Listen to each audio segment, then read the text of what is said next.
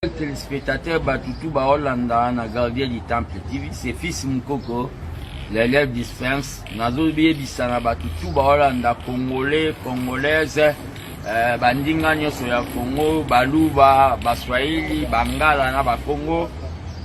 Il y a une tentative de coup d'état constitutionnel où ils ont planifié par Bao Babengi les acolytes de Kingakati. C'est-à-dire les deux présidents de deux chambres, là je vois Mabunda Janine et Tambwe Mwamba, n'ont pas le droit de convoquer les deux chambres et se réunir pour traiter. Il y a du flou là-dessus. Nous devons nous réveiller tous dès que le Congrès wane salama pour tous au Babengi, gardien du temple, les sentinelles de la démocratie. Le plan de Kabila, quand il est entré, quand maintenant Kamere est allé na Babengi justice, état de droit en Wana, Kabila veut faire des accusations oyo eza vraité vis-à-vis à président qui a détourné, qui paye par là qui la met dans la pâte, la met dans les sacs. C'est-à-dire à partir à Wana ba retomber dans l'article mo ya constitution où le lobby qu'on peut destituer le président parce qu'il était complice, il y a des tournements. Ce sont des manœuvres où rien qu'avec votre mobilisation, tant que secrétaire national chargé de la mobilisation, déploiement des troupes, avec votre mobilisation, Togoye Bandenge Nini, Togoye Kosala, pour tout contrecarrer. Vous savez très bien que Tambwe Mwamba et Jani Mabunda mission avant Zali, il y a quoi amener biso na coup d'état constitutionnel. Mais nous lançons l'appel. Si le FCC veut que Kabila, Aki Malamboka, Abosana Lokola Sapatu, Abosana Mwana Mobali, Naoya Mwasi, Baoze na tentative au Baolinga Basala. Je lance l'appel au nom de l'héros national Tshisekedi à tous les Congolais du nord, du sud et de l'est de se mobiliser comme un seul homme, d'être au Babengi, aux Zagué, parce qu'il y a un mal qui veut venir au président de la République. Mais nous disons tout simplement que avec Dieu nous vaincrons. Tout ce qui se passe, Makambo Bomoni, Oyozoleka, Yavita Kamere na justice, c'est ça l'état de droit Tolingaki. L'état de droit est cause à la caractère pour un petit citoyen. L'état de droit, il fait banda au sommet. Ça a commencé avec Kamere, mais la suite, il y a film Meza Musika. Nayo Mutoye Bisai Batukeba Peso 10% lobi lié sa punda memayo. Ozala ya famille Tshisekedi ozala te yeba ke na minito ekozande mukamati. Tozo sepela déjà, tozo senga aide na communauté internationale. Ba aider biso po makale ko mao babengi un prison confort.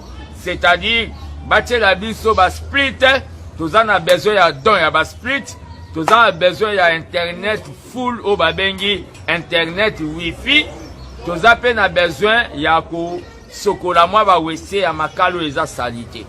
Nous disons tout simplement na Janine Mabunda makambo bozo linga bosana Tambwe Mwamba boko kangote.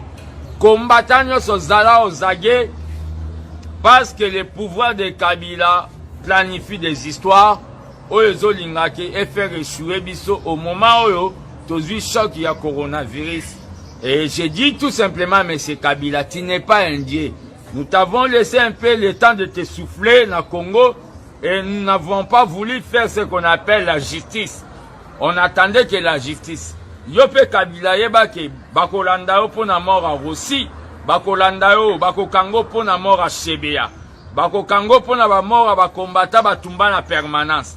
Bako kango pe pona ntaba bato zwa pembeni ya bandundu okosi na ferme no Kingakati yo pe ba okanga yo. Tokolandela moko na moko ndenge Tshisekedi aloba ba prison kotonda et kotonda. Mais le problème qu'il y a c'est quoi?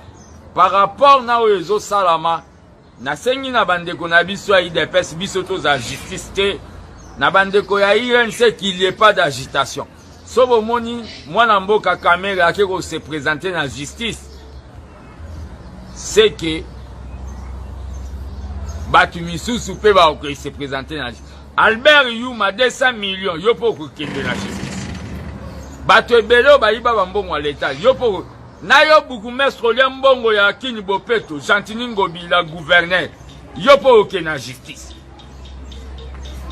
Donc ndenge za boyeko boko sanza qui a boko sanza bolé boko sanza kalati toye sa peuple congolais bozala na alerte à tout moment bon on a des chambres en ekoti soki bazwi ba décision mo ya malonga te to bima na nzela po to se débarrasser.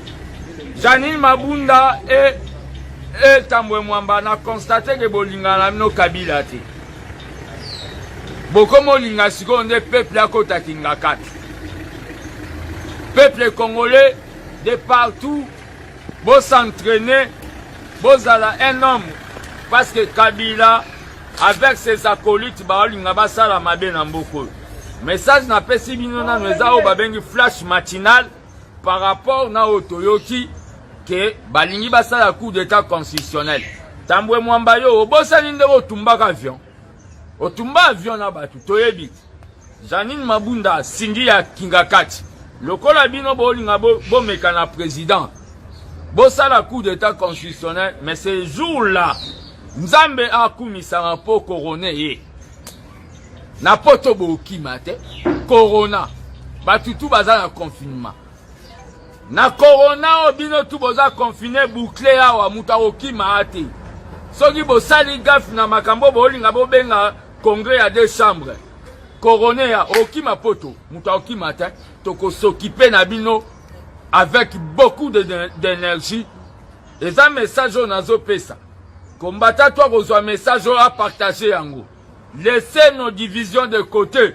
Tout mon intérêt au à pouvoir. Jani Mabundo za na place à okimate. Tambwe Mwamba za na place à okimate. Kuna coroné za okimate. Ba frontière za okanga. Bovandi, bolali, boloti, bobenga congrès. Poboya boloba. Ba makambo. Boyebi pasi biso to mona na mboko. Nazolo banabino tant que gardien du temps. Je lance l'appel à tous les Congolais. Na onction Tshisekedi ya papa Pesangai. Bino nyonso ya nord, na sud, na est. Bon se mobiliser parce que Fati est en danger. Il y a un groupe des individus, des dinosaures, qui veulent faire un coup d'état constitutionnel. Pour remplacer Tambwe Mwamba, après bazongi sa pouvoir et pas Kingakati.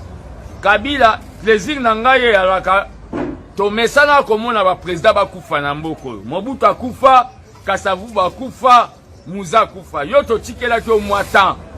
Oliata dongo Kingakati. Lokola batuno ba provoquer biso. Na marque bazo linga basala coup d'état. C'est-à-dire yo pendenge zana yeba pe yo po kota makala. OK CPIT. Na CPI OK lia ba boudin. Oko kota makala. Oko lia vungule. Jani Mabunda boye ba makambo bozo linga bo sala yo na Tambwe Mwamba. Tambwe Mwamba a bombardé avion. Boye ba ngo na yebisi bino na minute. Combattant moko zwa image au mythe. Publié on a 1000 personnes. Tous à l'après. Beaucoup d'assemblées wana bo voter que bo destituer président. Soki boko bima na assemblée en total. D'abord bobé là-bas AVC. Merci beaucoup.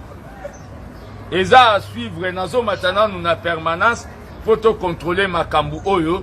Vital Kamerhe azana justice pour te lobaki to sal état de droit nul est au-dessus de la loi. Babenge po ba se renseigner na makambo bazo accuser. Totika justice ça makambu nango. Makambu nakolo bana bino ka yangwana. O ba finga nga bo finga. O pe ba o partager image o ba partager. Mais biso tozana. Na yo. Facha ebenga ka famille na ye. Na réunion alobi mutako yo ka ya famille na ya zo sa trafic d'influence. C'est que bako be banana e tia aussi sa mandat ba sola na ete. Na yo muta famille président. Oh comment go sala ko yebite ke nga kombo na nga ti. Ozo zwa ba makambo bo changer le 10% bo komisango liesa punda liesa. Biso to bundaka po na famille. Biso to bundaka po na famille. Nabino sona lia ke pa na bino bo pasolanda. Sani nanga bo paso. Nabino tu ba ta famille soki ba kutioka na kopi moko zela okota makala. Ya bino nde vuma na obando ya osigveo na ye na tongo na ye na 8h na ye na 19h 22h na tala soko ubi. Toloba na bino bogoyo kati. Bomona ki fachango neti bebe e bandit. Na bino batu bolie ba mbongo ba carte ba combattant. Ba kabundu na ba kabuya ba okanga bino. audit ezobanda na l'état tina chef du quartier ye mo andima basale na audit na présidence audit ezobanda to bandimaka biso tokolinga te to échouer pour na bino ba nouveau riche jamais na tondi bino botondi oyo eza chaîne no babengi chaîne ya libération gardien du temple TV kabola yango epa batutu oyo omoni bakangi kamere libanga 18 saku ndenge koseka te etikali tour na yo merci.